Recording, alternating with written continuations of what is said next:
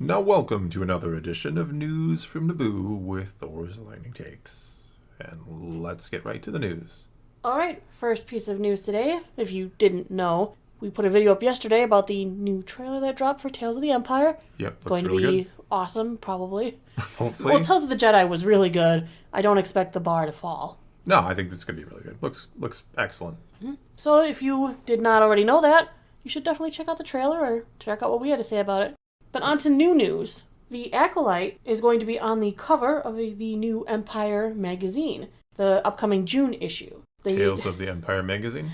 I like that it's the June issue, but it's going to be on the stand starting next Thursday. And it's published dates and it's stuff. an all Acolyte edition.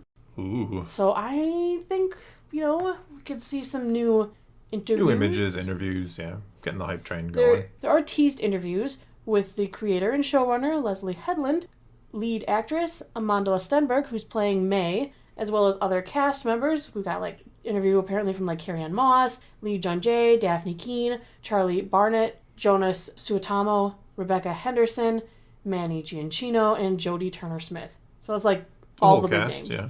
I actually could tell you every one of these characters who they're playing at this point. So can I. Which I usually can't. I'm proud of myself. I usually don't associate actors with characters you're very not well. very good with, actor names. No. It's fine. Character names, I got that all day. Yeah. The covers are very pretty. I especially like the subscriber exclusive one, artistic and stuff. The main cover also announces a new career-spanning interview with Daisy Ridley. And I see from the cover she's going to talk about the Force. Well, why not? She's an expert, right? As Well, a Jedi, Rey should be, right? as a Skywalker, as a Palpatine, what more could you ask about this? Sure, she should have it all covered. Dark side, light side. Eventually, these conversations are going to make their way out to the internet, and we will snatch them up and let you know everything that they had to say, because it's probably going to be some interesting stuff. I hope so.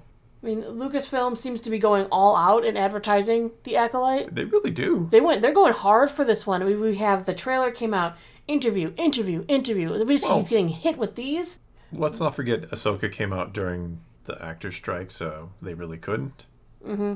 Or the writer strike, too. It was both. So kind of just missed out on that. So maybe it feels like this is more because we didn't get anything last time. Maybe. Well, Entertainment Weekly just had those images of Daphne Keene's character, Jackie Lan. We've got this new stuff from Empire magazine. We know that the screenings of The Phantom Menace on the May 3rd weekend are going to have a exclusive look. Yeah, we'll be there. We will be. For the Phantom Menace, but we'll and stay. to see the We'll exclusive stick look around at the for Acolyte. Yeah. Because that'll be interesting as well. I also suspect we might get a second trailer shortly thereafter. Probably, Maybe another yeah. month before it, Yeah. Sometime after the May the 4th weekend. Yeah, probably that. I mean, I wouldn't be surprised if it's that day. Yeah, and then something exclusive with the Phantom Menace. Yeah, certainly. Which is super exciting. Because the more I see of the show, the more intrigued I am, because we really don't have any solid direction for the story. These are brand new characters. We don't exactly know what's going on. High Republic is still, this particular time period is still unexplored in comics and books and all the media. Yeah. So this is new territory. So I want to see what we'll get out of something that's new, yet still needs to fit in with Star Wars, properly. I mean, as we've discussed before, it's fiddling with some pretty major things if it does bring in the Sith in some way. Next piece of news today, we're moving on now. The KotOR remake is still happening, according to Saber Interactive's CEO. We've been hearing everything from being canceled to stopped entirely to nobody knows what the heck is going on.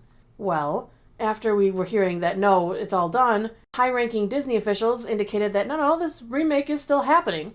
They are still working with it. Then IGN interviewed the Saber Interactive CEO, Matthew Karch. They were talking about the company's history, their current projects, future plans, and of course KotOR would just come up.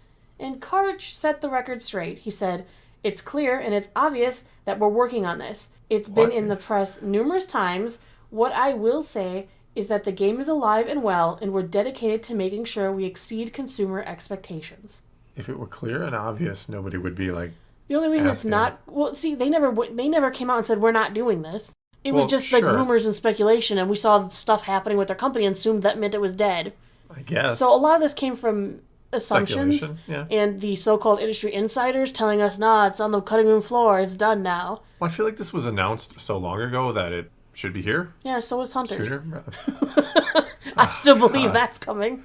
I don't. I really don't believe Hunters is actually ever coming. It won't come till you read the book. It's like, that's how it works. Just read it, man. You should. You'd probably enjoy it, actually. Probably. It's just fun. Yeah, as you've described, it is like Star Wars meets the WWE. It really does feel like that. It's fun. And WrestleMania is this weekend. I know. I know you know. We do know now that the game is apparently still being worked on and that they have goals to exceed consumers' expectations. Well, my expectation are that the game isn't going to come out, so you will exceed them if you get the game out. My expectation is that I want them to leave in the scene oh my God, at the beginning of the game. I know which scene you're talking about. You can go and use the slave quarters if you like while you wait. There is no way that scene is still in the game. Scene, or whatever, that part of the game. It's not really a scene. When you walk up to the mail in there and he's like, I think one of the ladies would serve you better. Yeah. In Davik's yes. His Twi'lek chambers. Yes. I want that scene in there the way it was originally written because it's funny. If it is in there, it is totally changed. We'll see. You mean the mail might open up to me this time? I think the mail will. Yes, he won't tell you you have to talk to a female. He'll gladly service you. Score 1 for me, I guess. Yes. Maybe they'll change this game and you can play as female Revan. You can play as female Revan. It doesn't feel right, though. I like that you didn't even ever consider playing as female Revan. But it just doesn't feel right, you know? No, In my headcanon, in the Legends books, it's a he. It's Revan fine. is a he. Yeah. How else am I supposed to get with Bastila if I'm playing... Well, now that doesn't matter either. So. It doesn't, but it does to me, because in the book, Revan's a dude, so I'm going to stay playing dude Revan. Yes. We're treading into very dangerous territory here. I just play Dude Revan because he's a dude in the book. That's I play Dude Revan, and I get with Bastila. It's cool. I run around with the lady squad because they're my friends. Yeah, me too. Except for Mission. She annoys me. What's wrong with She Mission? annoys me. And Big Z. I talk all the time, and I'm really annoying. She reminds me of Jubilee. Now that we've been watching X-Men 97 again, I'm like, there's this weird connection between Mission and Jubilee. It's the same character. And they both hang out with a big hairy dude. Yes. Wolverine. See? Zalbar. Yeah, Big W and Big Z. Yeah. All right, let's move into the last piece of news I have today. Star Wars Galaxy of Heroes, the mobile game, is coming to PC and with a better frame rate and higher resolution. Oh, okay. Yep. It's popular and it's free to play. It is technically free to play. Technically, yes. But if you want to win, you got to become a Kraken. If you would start playing it now, you would have to spend, I don't even know how much money to try to catch up to where the galactic power is of probably some players or most players. Yeah, the team behind Galaxy of Heroes says that they've been able to double the frame rate to 60 FPS, added anti-aliasing, and implemented higher resolution settings so the player can take advantage of the power of a high-end PC. And of course, they had to adjust then the game's layout for a PC version.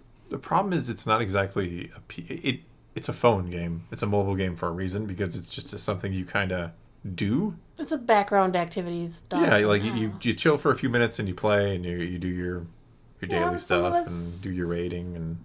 Well, I've played it quite a bit. I played it for a couple of years and then I stopped playing it and I started playing it again a few months ago. Next year the game's going to be 10 years old.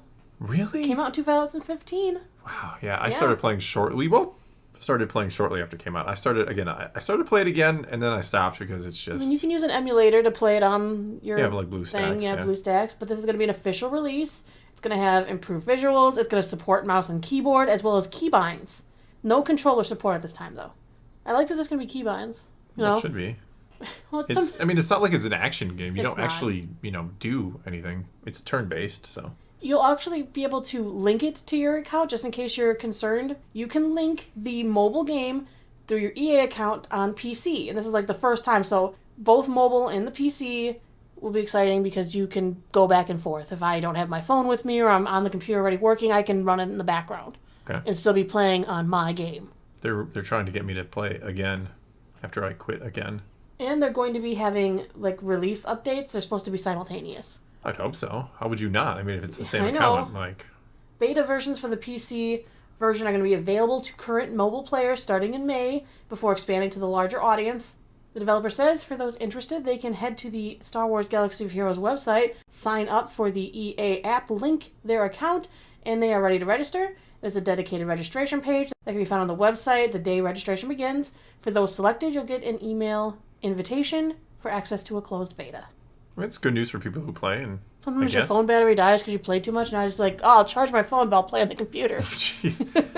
Wouldn't it be helpful for you Because, like, you're on the computer, you're doing your work and stuff, and then you can just hit Alt-Tab and be like, and there's my Galaxy Heroes team. Yeah, actually, I can run a mission on auto or something. You're not wrong. Rather than having to constantly be like, okay, let me turn my phone back on, open the screen, unlock it, I guess. Start them on the next auto battle. Sounds like a first world problem, but yeah. It is a first world problem, but they came up with a first world solution for you. Yeah, I mean, would it be easier? Yes, I suppose. Yes, you suppose, and they suppose too. They definitely do. All right, well, I think that is going to be all we have for you this time. So now it is your turn to take to the comments below and tell us what you think of any and all of today's news, and let's talk some Star Wars. And so until next time, thanks for watching.